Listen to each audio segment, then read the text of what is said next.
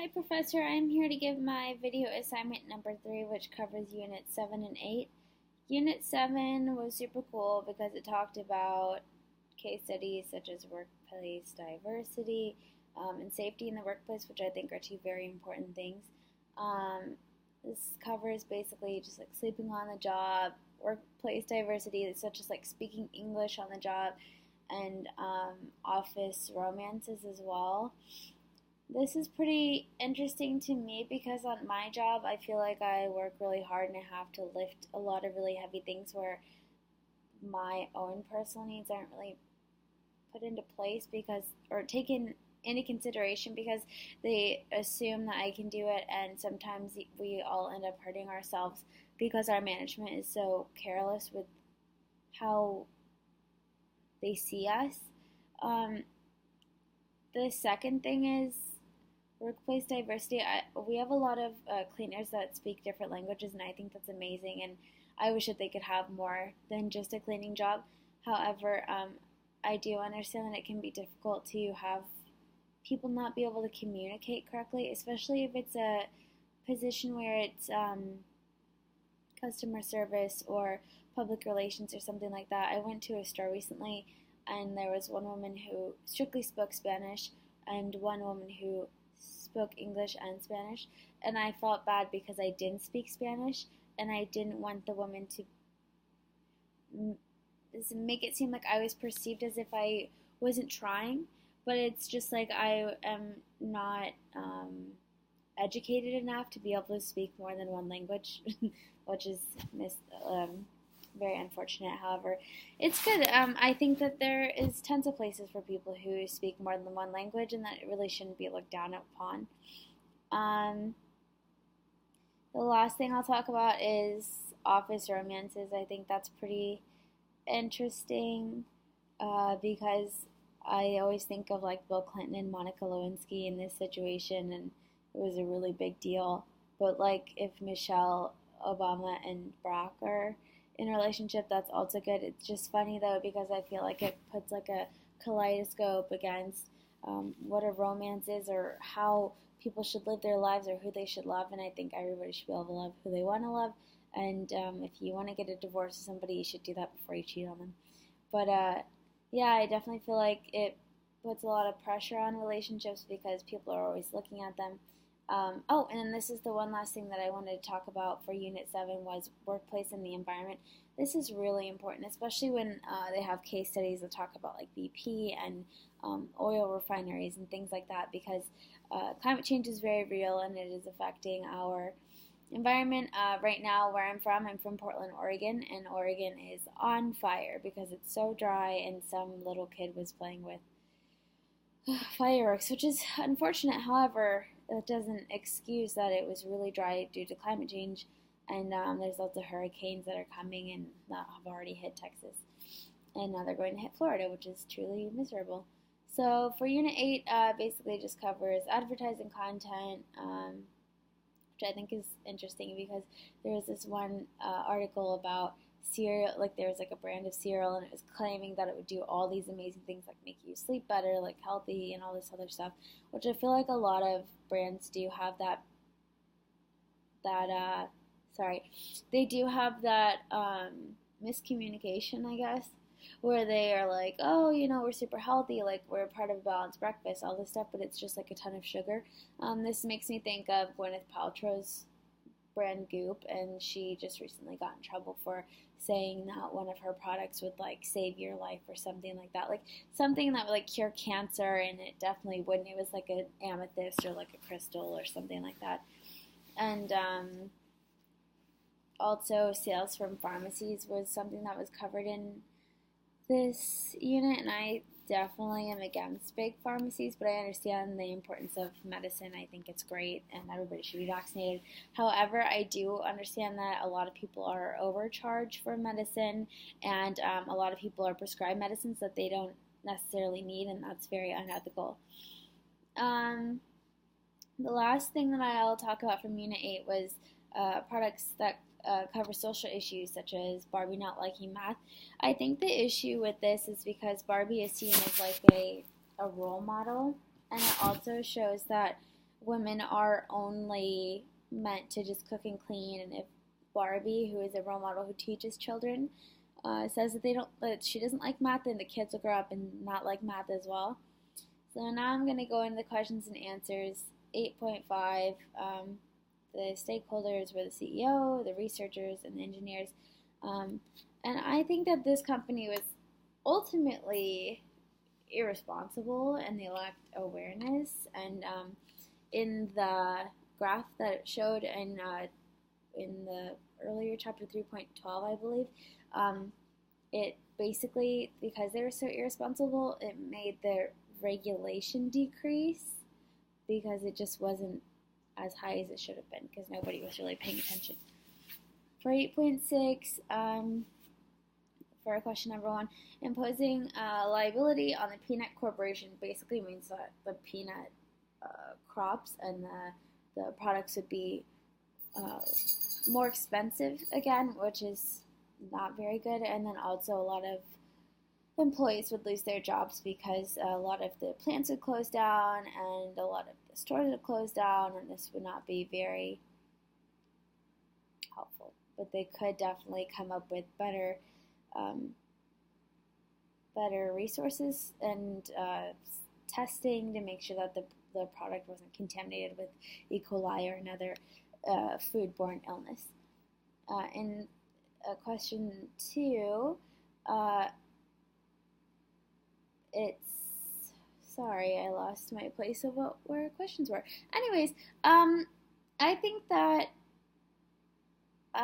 any email should be they should be used for evidence because it's something where two people are communicating with full knowledge.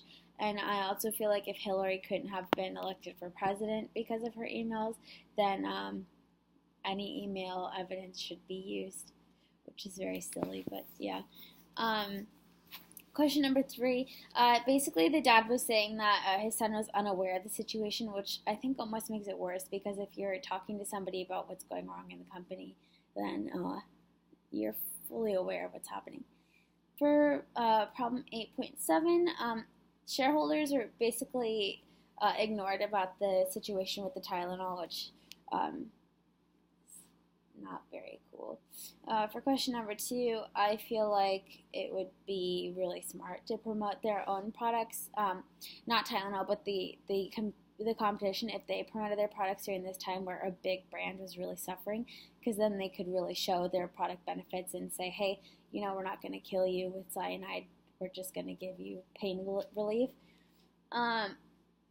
For question number 3, I don't remember seeing anything about Mr. Burke, so let me know about that because I read it like 7 times through. For question number 4, I think putting Tylenol's products back on the shelf so quickly is very irresponsible, and it makes it so customers won't really trust you. For question number 5, I think that this also makes the customers want to use the coupons because they'll feel really rewarded for boycotting a company also. And then they could also show, the companies who are handing out the coupons could show their product benefits again, how I already said that.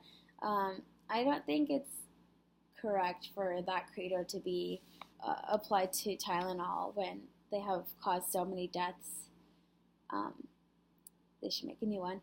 For number 7, I feel like they did not want to recall more products again or have to pay lawyers or anything like that, so that's why they pushed off having to address those medicine issues that people had brought up. I also feel like they're very lazy for how they handled the issue. That's question 8. And for question 9, they're saying that it was basically unethical for him to charge such a high price for a product when it's really causing a lot of issues and not helping anyone. For 8.19, question number 1, no. I said no because I feel like the doll shows girls having babies at a really young age is alright, and also that after you give birth you have to look very conventionally attractive, which is not correct because a lot of people just look different. Your bodies change, and For question number 2, when I was little, I actually had one of these Barbie dolls, which is really interesting because now that I look back at it, I would never want one of those really around any type of child. For question number 3, again, I wouldn't want my kids to have that. I don't want them to feel like women are only made to have babies. That's definitely not what that's about. And also, there's so many types of genders that people can be now. I don't want them to only see women as being able to have children if you did decide to have a sex change, and then you could also get pregnant after that. And then for number 4, it doesn't say what Mattel did, but I'm sure that whatever they changed was just to sell more products.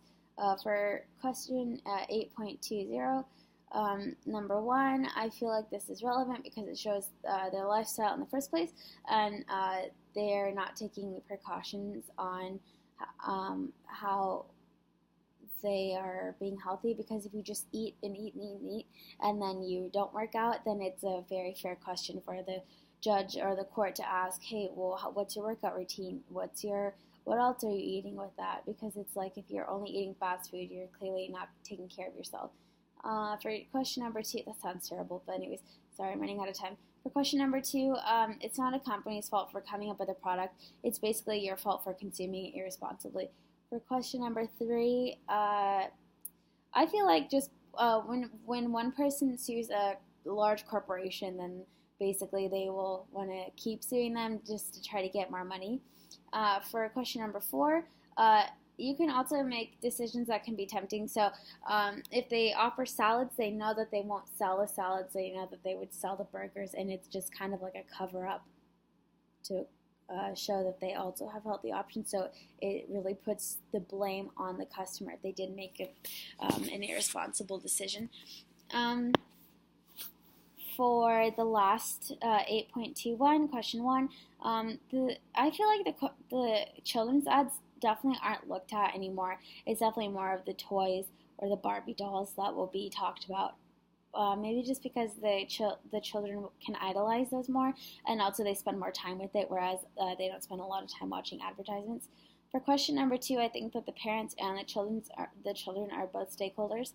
And for question number 3, I feel like they would really harm the stakeholder if they were making a lot of money off of the tattooed Barbie just for kind of going with some traditional ideas. And yeah. So the corporation that I chose was Mazda Motor Company. This is basically they're from Japan, and they make cars. They have made cars forever, and they are actually the 15th biggest automaker by production worldwide. They became that in 2015. So the reason why I chose them was because in 2017, which is this year, I think in June or something like that, they had to recall their cars because their brakes were not working, they were malfunctioning, and they recalled 225,000 cars because the parking brake was kind of messed up. And I feel like this is very pertinent to what we were talking about earlier, because it's kind of like safety, having the corporations have a responsibility, and also putting that responsibility back onto the customers to be able to understand what's going on. Like if something's not working, they'll turn it in. I feel like this is really important to me because, making sure that people are taking care of themselves, and as a company, you're producing products that actually won't kill anyone and that will actually help other people is a really big part, and the only way that I feel like capitalism can be good again. Anyways, thank you for listening to me. I'm sorry that this video is so long, and have a great evening.